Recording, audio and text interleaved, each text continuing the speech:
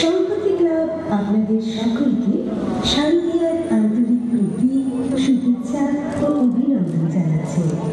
ঐতিহ্যের এই শহরে শারদ বন্দনার এই আয়োজনে সম্প্রতি এবছরের উপস্থাপনের বিষয় ভারতের উত্তর প্রান্তের রাজ্য রাজস্থান, যা এক সময়ে ল্যান্ড অফ কিংস নামে পরিচিত ছিল।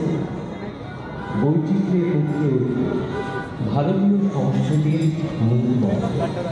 সেই বৈচিত্র্যময় সংস্কৃতিকে আমরা তুলে ধরার চেষ্টা করেছি আমাদের মাতৃবন্দনার এই আয়োজন। নানা ভাষা, নানা মত, নানা পরিধানের এই ভারতবর্ষ জাতীয়তাবোধের মূল চাবিকাঠি হল জাতীয় সংহতি। সেই ভাবনা থেকে মূল রাজ্য রাজস্থানের ঐতিহ্যময় কৃষ্টি ও সংস্কৃতির একটুকু প্রতিবিম্ব আমাদের মণ্ডপে ও প্রতিবাদ রূপায়ণে ফুটে উঠেছে।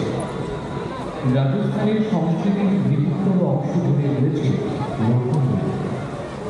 জনপ্রিয় লোকনৃত্য গোবার আন্তর্জাতিক স্তরে এইখানে রাজস্থানের লোক সংস্কৃতির মধ্যে রয়েছে জনপ্রিয় কালবেরিয়া নৃত্য, যা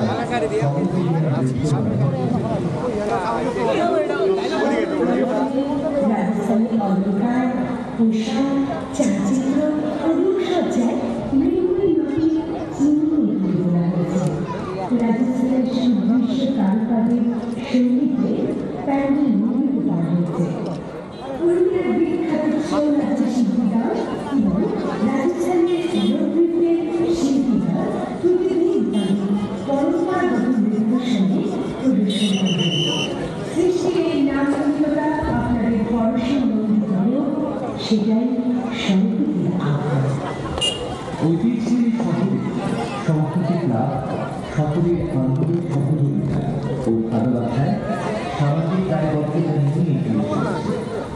1947 সালে প্রতিষ্ঠিত সংস্কৃতি ক্লাব সারা বছরকে বিভিন্ন সমাজ সেবামূলক কাজে নিয়োজিত রয়েছে। শারদ উৎসবের আয়োজন ছাড়াও রক্তদান, মহানগর অঙ্কিদান, চক্ষুদান ও দুঃস্থজনদের মধ্যে বস্ত্রদানের মতো